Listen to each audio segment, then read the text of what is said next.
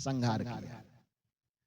राम के सामने में रावण आएंगे, उसमें सुधार नहीं ला सकेंगे, वो संहार करेंगे।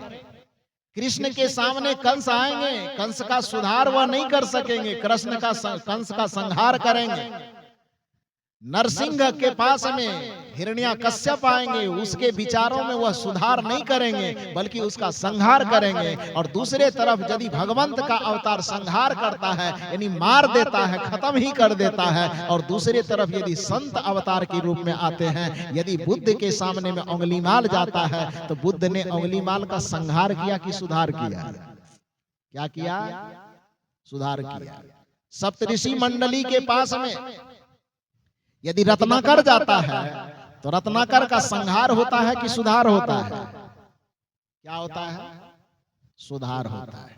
ऑप्शन कौन वाला सही है, सुधार वाला कि संहार वाला? यदि आपके जीवन में कोई बुराई हो, कोई अवगुण हो, कोई पाप हो, कोई विकार हो, कोई भूल हो, कोई चूक हो, कोई बुराई हो, तो आप यह बताइए कि आप अपने जीवन के लिए या अपने लिए कौन सा ऑप्शन चुनेंगे, सुधार वाला कि संहार वाला? तो सुधार के लिए जाना किसके पास चाहिए? संत के पास कि मंदिर के पास? जाते किधर है आप? तो वहां पर क्या होगा? सुधार का ऑप्शन है वहां? वहां सुधार का ऑप्शन नहीं है। भगवंत का अवतार इस संसार में सुधार के लिए नहीं होता, भगवंत का अवतार इस संसार में संहार के लिए होता है। और यदि कदाचित हमारे जीवन में कोई भूल है, कोई चूक है, कोई अपराध है, कोई विकार है, कोई अज्ञानता है, कोई नादानी है, कोई पाप है, तो यदि हम सीधे मंदिर के तरफ दौड़ लगाते हैं और सत्संग की अवहेलना करते हैं, भगवान की मूर्ति के सामने हम जाकर के सर झुकाते हैं, किंतु संत के शरण में आना हम पसंद नहीं करते हैं, तो उस व्यक्ति को याद रखना चाहिए कि भगवान के पास सुधार का कोई ऑप्शन नहीं है, वहां पर सीधे संहार का ऑप्शन है। और संतों और गुरुजनों के पास सुधार का ऑप्शन है। इसलिए यदि अपने जीवन के विकारों का सुधार करना चाहते हैं तो आपको सत्संग से प्रेम करना चाहिए, संत के चरण से प्रेम करना चाहिए, संत के शरण में आना चाहिए।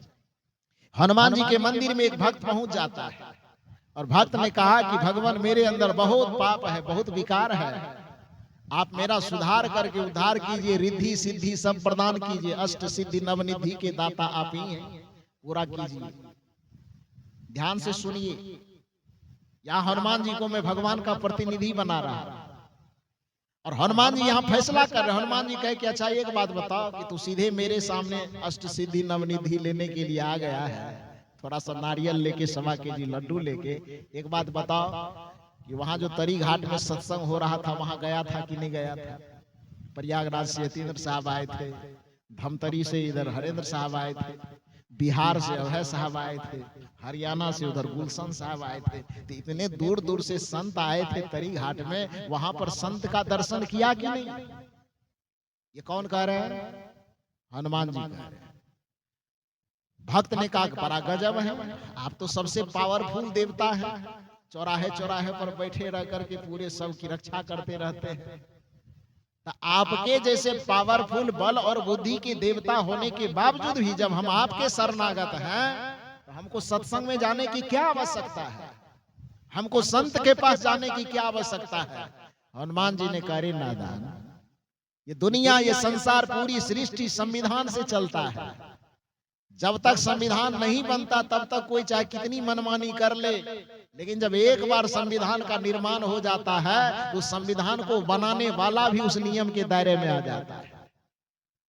जब तक मेरे नाम का कोई संविधान न बना होगा तब तक पता नहीं क्या हुआ होगा, वो मैं नहीं जानता, लेकिन जब से मेरे नाम का संविधान बना है मुझे भी उस संविधान के दायरे में जीवन चलाना पड़ता है।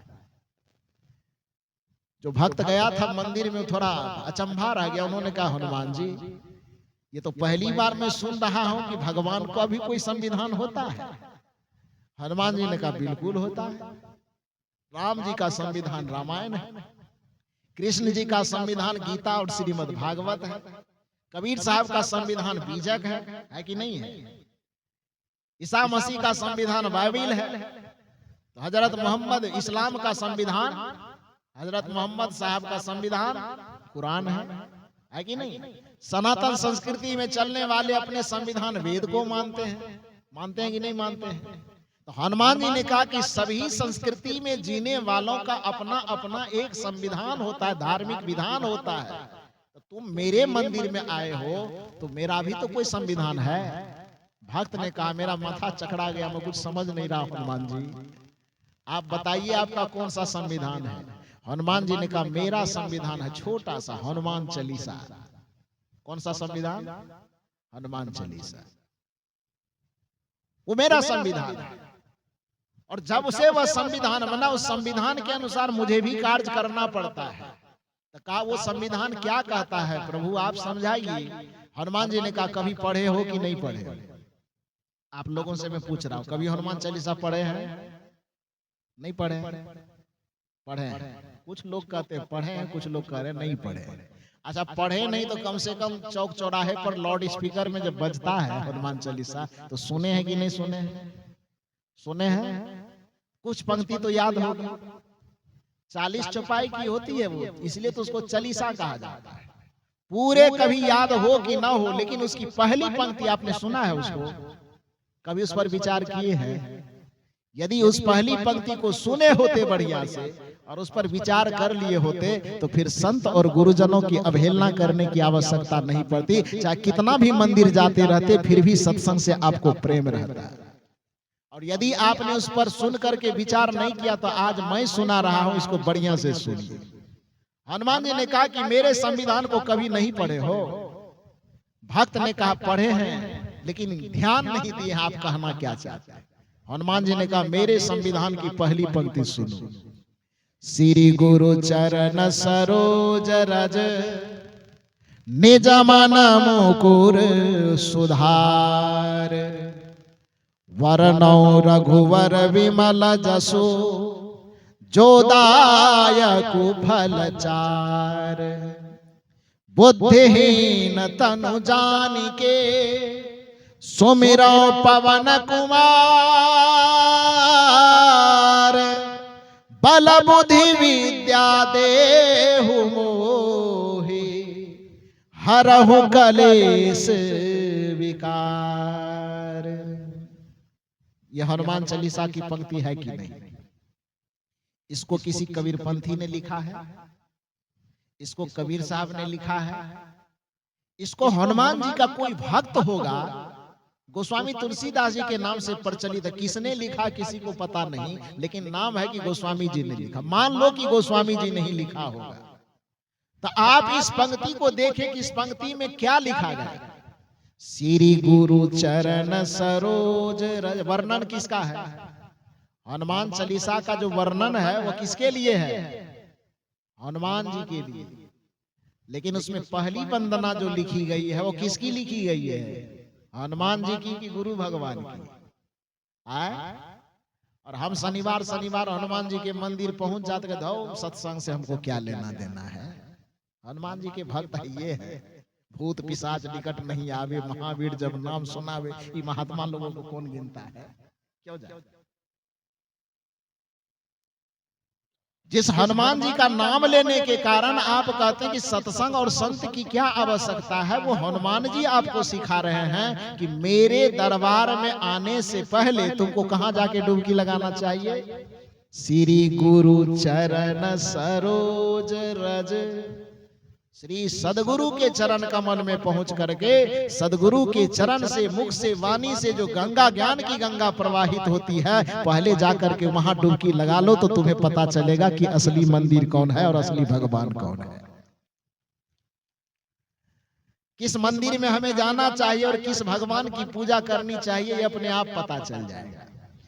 इसलिए कहा जा रहा है कि मंदिर आने से हनुमान जी अपने भक्त को कह रहे हैं कि मंदिर तू आ गया, हमसे अष्ट सिद्धि और नवनिधि मांग रहा है, लेकिन इतना बात याद रख कि सत्संग और संत की अवहेलना करने वाले किसी भी भक्त को, किसी भी व्यक्ति को कोई भगवान चाह करके भी आशीर्वाद नहीं दे सकता। जो संत की अवहेलना करता है, जो सत्संग की अवहेलना करता है, जो धर्म ज्ञान और भक्ति से प्रवाहित इस ज्ञान गंगा की अवहेलना करता है, तो पूरी दुनिया की किसी भी देवता में यह सामर्थ्य नहीं है कि उस भक्त का उद्धार कर दे, उस भक्त का कल्याण कर दे। इसलिए किस मंदिर से आप आस्था रखते हो, आपके आस्था को धन्यवाद है। किस भगवान से आप आस्था रखते हो, अपने जगह पर आप आस्था रखे रहो।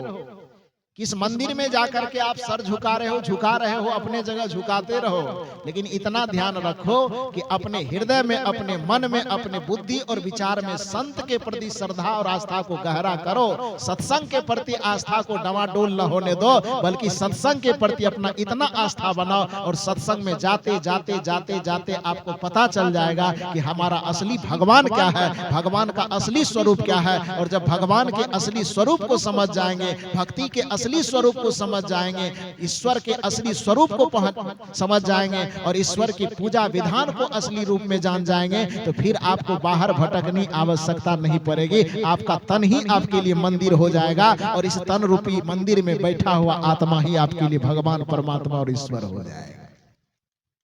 लेकिन पहले सत्संग में आइए। तो हनुमान जी कहते हैं कि अपने जीवन का सुधार करना। मैं यही कह रहा हूं कि भगवान सुधार के लिए नहीं होता है।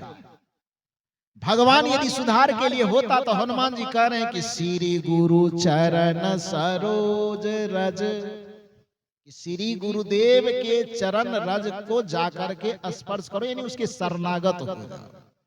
भक्त ने पूछा, उनके पास जाने की क्या जरूरत है, हम तो आपसे नाता जोड़े हैं। हनुमान जी कहते, निज मन मुकुर, संहार की सुधार, थोड़ा जोर से बोलिए, निज मन मुकुर सुधार। श्री गुरुदेव के चरण में जाकर के शरणागत हो जाओ। प्रश्न हुआ क्यों?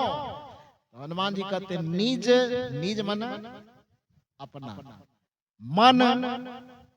मन समझ रहे हैं ना, निज मन मुकुर। मुकुर का मतलब क्या होता है? मुकुर का मतलब होता दर्पण, आईना।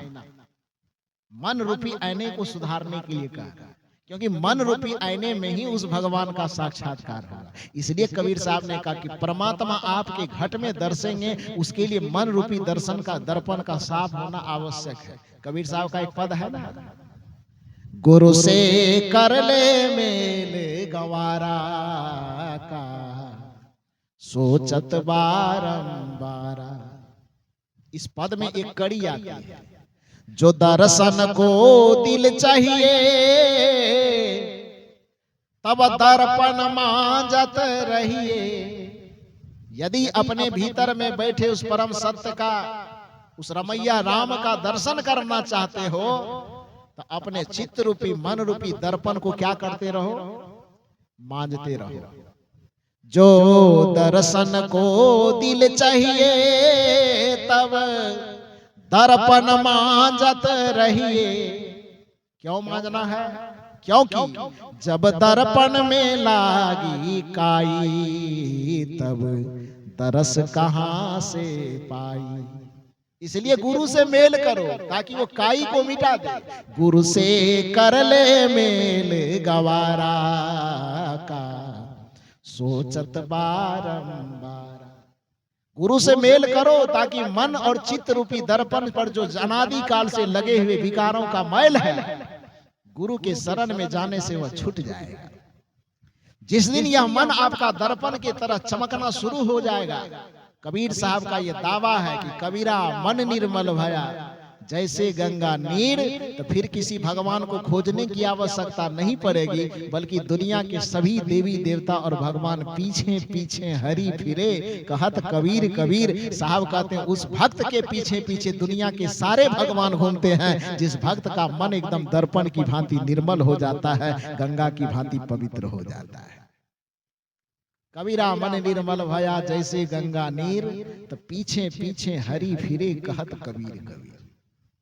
ये मन को दर्पण की भांति चमकाने के लिए संत महापुरुष तो कहते ही हैं। कदाचित सोचिए हमारे दुनिया का संस्कृति कितना सभ्य रहा होगा। कुछ समय में जो फिल्म बनाने वाले, फिल्म के लोग भी कहते हैं कि भैया यदि जीवन में अपने भीतर में आत्मा परमात्मा का साक्षात्कार करना हो तो मन रूपी दर्पण को धोते रहना। वेद में तो एक कहता है, कहा ही जाता है, वेद में भी ऋचा आई है, उपनिषद में ऋचा आई है कि अंतः शरीरे ज्योतिर्मयो हि शुभ्रो यंग पश्यन्ति यत्यः क्षीण दोषः, कि अंतः शरीर के अंतःपुर में ही वह परमात्मा निवास करते हैं, लेकिन उसको वही देख सकता है यत्यः क्षीण दोषः, जिसके चित्त पर से समस्त दोष का आवरण उतर चुका हो, विकार का आवरण उतर चुका हो, वही अपने घट में उस परमात्मा का दर्शन अनुभव कर पाए।